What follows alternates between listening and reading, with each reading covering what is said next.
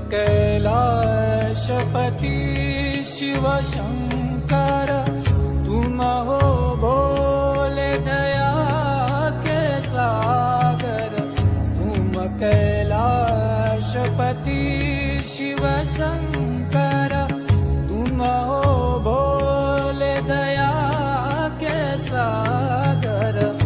दूर करो सब दुख हमारे, दूर करो सब दुख हमारे।